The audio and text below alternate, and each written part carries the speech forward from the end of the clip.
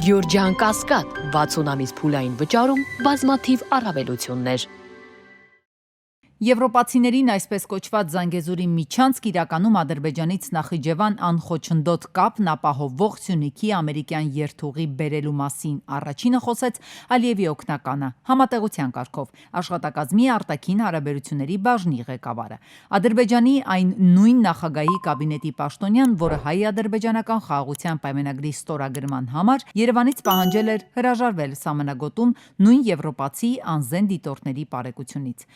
Հաջիևը ուղիղ ձևակերպեց, մեջբերում եմ, Բաքուն ցանկանում է, որ Եվրամիությունը մասնակցի միջանցքի շահագործմանը։ Զանգեզուրի միջանցքով տարեկան 15 միլիոն տոննա բեռ է փոխադրվելու։ Ադրբեջանական հատվածի շինարարությունն ավարտվելու է 2026 թվականին։ Բաքուն ուրախ կլինի Եվրոպական միությանը ևս տեսնել տրանսպորտային այս հանգույցում։ Արձագանք Եվրամիությունից ընդլայնման եւ քաղաքականության հարցերի գերագույն հանձնակատարը տեղեկացրեց, Ամերիկայի, Հայաստանի, Ադրբեջանի եւ նույնիսկ Թուրքիայի հետ արդեն բանակցում են Հայաստանի ինքնիշխան տարածքով անցնելիք նահանգների նախագահի պատվին անվանակոչված Թրամփի միջազգային խաղաղության ու բարգավաճման երթուղու ծրագրին հնարավոր մասնակցության վերաբերյալ։ Երևանից առաջնահերթությունների ցանկին են սպասում, որ իրենց գաղափարներն ավելացնեն։ Իմ առաջարկն էր ստեղծել բոլոր երկրների գործակցության հարթակ կառավարությունների, միջազգային ֆինանսական կառույցների, նաև մասնավոր բիզնեսի համար։ Մեզ պետք են նրանք բոլորը, անհնար է, որ Եվրոպան ֆինանսավորի ամեն ինչ։ Մեզ պետք են նաև ֆինանսավորողներ։ Մենք երկաթուղիներ չենք կառուցում, մասնավոր բիզնեսն է դա անում։ Մենք նախ պարզում ենք առաջնահերթությունները եւ ըստ այդմ իրագործում ընդհանուր նախագիծը։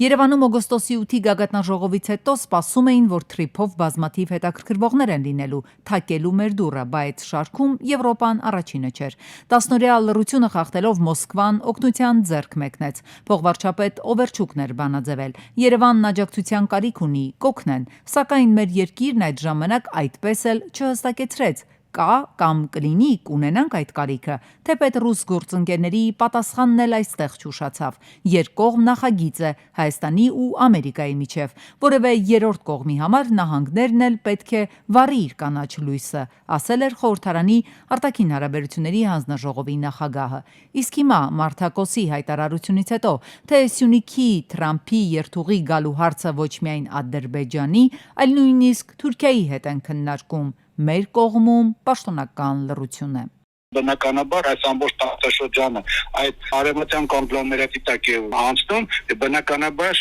կոմունիկացիա մենակ պետք է արևմտյան հսկողության տակ անցնել։ Չի կարող ռուսական հսկողություն լինել այստեղ կոմունիկացիոն ուղիների վրա, դա բացառված է։ Դրա համար էլ Հայաստանի իշխանությունները շատ տրամաբանականորեն մերժեցին Ռուսաստանի փոխվարչապետ Օվերչուկի դիմումին, բայց միաժամանակ ընդունում են գլոբալիստների ծրագիրը, ի կատարում են իրականացնում։ Երևանի լռության փոխարեն թեման շարունակում է եվրոպացի բարձրաստիճան պաշտոնյան։ X-ի միկրոբլոգում է Թուրքիայի արտգործնախարար Ֆիդանի հետ լուսանկար հրապարակել ու կից գրել, թե Եվրոպան Անկարայի հետ ավելի ինտենսիվ կաշխատի աջակցելու Հայաստանի ու Ադրբեջանի միջև խաղաղության համաձայնագրի ստորագրմանը։ Թուրքիան առանցքային գործընկեր է Հարավային Կովկասում, Միջերկրածովյան տարածաշրջանում եւ Սև ծովի տարածաշրջանում կայունության համար։ Արտգործնախարար Հական Ֆիդանի հետ մենք կշարունակենք մեր դրական օրակարգը Եվրամիություն-Թուրքիա հարաբերությունների համար։ Մենք կակտիվացնենք աշխատանքը աջակցելու Հայաստանի եւ Ադրբեջանի միջև խաղաղության համաձայնագրին։ Դա տալիս է ուրեմն Եվրամիությունին, որ իրենք այս տարածաշրջանում կարող են ունենալ այս լրացուցիչ ազդեցություն լծակ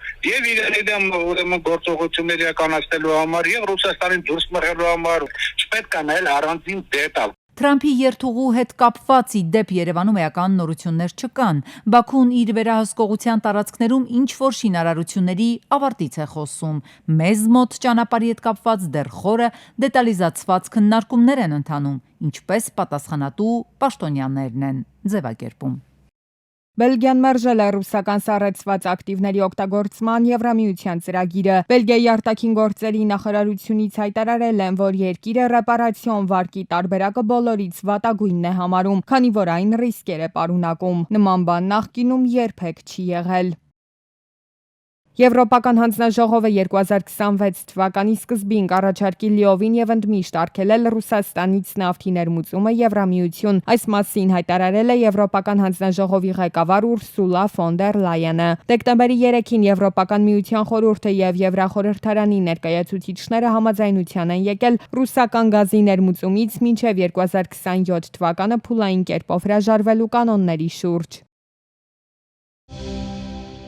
Այս տարվա սեպտեմբերի դրությամբ Հայաստանում աշխատողների թվականակը կազմել է 806,488 մարդ, այդ թվում 221,748-ը պետական եւ 584,740-ը ոչ պետական աշխատողներ են։ Նշենք, որ աշխատողների թվականակի 2024-ի համադրելի ցուցանիշի համեմատ արձանագրվել է 3.8% աճ։ Տվյալները հայտնում է վիճակագրական կոմիտեն։ Ռուսաստանը 2025-ի ընթացքում արտահանել է 324,000 տոննա խոզի միս, ռուսական խոզի մսի։ Խոշորագույն ներմուծողներից 4-րդը Հայաստանն է, որն այս մթերքի ներկրումը 14% ավելացրել է 2024-ի համեմատ։ Այս վիճակագրության հետևում դատարկված խոզաբուծարաններ եւ սնանկացած ֆերմերներն են։ Հայաստանում էականորեն նվազել է խոզերի գլխականակը։ Կառավարությունը տարեսկզբին որոշել էր աջակցել տեղի արտադրողներին, սահմանափակել էր կենդանի խոզերի ներկրումը Ռուսաստանից 6 ամսով, բայց այդ ժամկետը չլրացած վերացվեց սահմանափակումը, պատճառը ռուբլու արժևորումներ։ Դա զգալիորեն նվազեցնում է տնտեսվարողների շահագրգռվածությունը կենդանի խոզերի ներկրման առումով։ Դրան զուգահեռ 2025 թվականի հունվարի 1-ի դրությամբ նախորդ տարվա համեմատությամբ խոզերի գլխաքանակը նվազել է ավելի քան 4600 գլխով, այդ թվում խոզամայրերինը շուրջ 1300-ով։ Արդյունքում միայն 2025 թվականի խոզի մսի արտադրությունը կնվազի գրեթե 1300 տոննայով։ Այդուհանդերձ ռուսական խոզի մսի ներկրումը շարունակում է լինել բավականին շահավետ բիզնես։ Տեղական ֆերմաներն էլ հիվանդությունների հարվածներից զատ կանգնում են ներկրված մսի հետ մրցակցության խնդրի առաջ, մրցակցություն, որին միշտ տեղականը պարտված է դուրս գալիս։ Ռուսաստանում կերը բավականաչափ էժան է, պատկերացրեք ցորենը այնտեղ 10-12 ռուբլի է,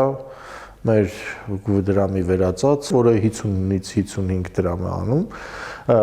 Եգիպտացորենը նորից բավականին ցածր գին ունի, արևածաղկի սերմը եւ գարին եւ մնացած մշակաբույսերը, հացատիկային մշակաբույսերը բավականին էժան են։ Բայց Ռուսաստանում միշտ էլ հացազգիները ավելի մատչելի են եղել, քան Հայաստանում։ Ծավալների ահռելի տարբերությունն իր դերը խաղում է։ Այդ դեպքում ի՞նչն է փոխվել վերջին տարիներին, ինչու է ռուսական խոզը գրավել հայկական շուկան։ Թարմիսը ավելի համեղ է, խորը սառեցված է համեմատ եւ դրա շնորհիվ Հայաստանում բարձր գնով խոզի միսը իրացվելությունը տեղեր ունենում եւ այդպես շարունակում էր։ Վերջի տարիներին Ռուսաստանից սկսեցին ներմուծել նաեւ կենդանի խոզ, նաեւ ներմուծեցին պաղեցված միս, ոչ թե խորը սառեցված, ինչը համայն հատկանիշներով քիչ է զիջում տեղականի եւ շատ մարդիկ չեն էլ կարողանում տարբերակել։ Այստեղ դեր են խաղում նաեւ շուկայում ընդունված ավանդույթները։ Հայաստանում ռեստորանային բիզնեսի ներկայացուցիչները հիմնականում նախընտրությունը տալիս են մինչեւ 40 կիլոգրամանոց խոզերին։ Խոզի միսը նախընտրում են 40 կիլոնոց մաքուր խոզի միս, ինչը ֆերմերի համար տվյալ պարագայում, երբ որ հասնում է 40 կիլո, իր ինքնարժեքը բարձր է լինում։ Արտասահմանում խոզը 190-200 կիլոյի չափ են թողում հասնում, նոր են մորթում, ու այդ ժամանակ խոզի մսի ինքնարժեքը բավականին իջնում է։ Իսկ ինչ կարող է անել այս պահին կառավարությունը, որպեսզի խոզաբուծական մնացած ֆերմաները չսննկանան։ Մասնագետների կարծիքով անհրաժեշտ է նորից կենդանի խոզերի ներկրմանն առնչվող սահմանափակումներ կիրառել, բացի այդ սուբսիդավորել կենդանիների համար գնվող կերերը, մեր ֆերմերների համար իհարկե։ Սա պարենային անվտանգության խնդիր է։ Մի օր, երբ մսի ներկրումը թեկուզ կարճ ժամանակով դադարեցվի, խոզի մսի գինը խիստ կաճի, այն պարզ պատճառով, որ տեղական արտադրությունը գրեթե զրոյացած կլինի։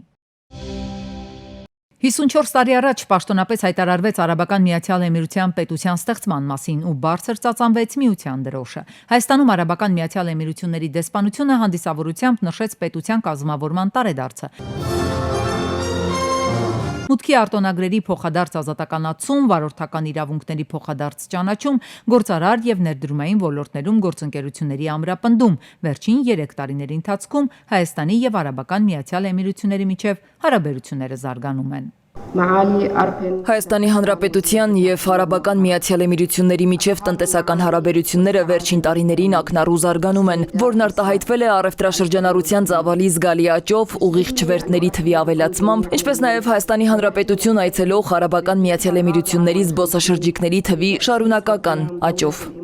Աբու Դաբին 2025 թվականի հուլիսին հյուրընկալեց հանդիպում Նիկոլ Փաշինյանի եւ Իլհամ Ալիևի միջև դեսպանի ձևակերպմամբ։ Այդ հանդիպումն արտացոլեց Արաբական Միացյալ Էմիրությունների անսասան քաղաքականությունը, աջակցելու խաղաղության ջանքերին, խթանելու կայունությունը եւ ամրապնդելու տարածաշրջանային բարգավաճման հիմքերը։ Մենք Արաբական Միացյալ Էմիրություններում թե կառավարության եւ թե ժողովրդի մակարդակում հավատում ենք, որ խաղաղությունն ու զարգացումը երկու փոխլերացնող ուղիներ են ավելի լավ ապագա ստեղծելու համար։ Հայաստանն ուշադիր հետևում է Արաբական Միացյալ Էմիրությունների ներքին եւ արտաքին քաղաքականությանը, թե տարածաշրջանային եւ թե գլոբալ հարթակներում եւ տպավորված է Էմիրատների ղեկավարության աշխատանքով եւ գրանցած հաջողություններով։ Արաբական Միացյալ Էմիրությունները Հայաստանի Հանրապետության երկրորդ առևտրային գործընկերն է եւ գրանցվող ցուցանիշները վստահաբար տարեցտարի ավելի բարելավվում են։ Եվրասիական տնտեսական միության եւ Արաբական Միացյալ Էմիրությունների միջև տնտեսական գործընկերության համաձայնագրի վավերացմամբ կազատականացվի եւ կպարզեցվի Հայաստանի եւ Արաբական Միացյալ Էմիրությունների միջև առևտուրը։ Այդ համաձայնագրով հայկական արտահանման արտոնյալ ծածկույթը դեպի Արաբական Միացյալ Էմիրություններ կհասնի արտահանման 95%-ի։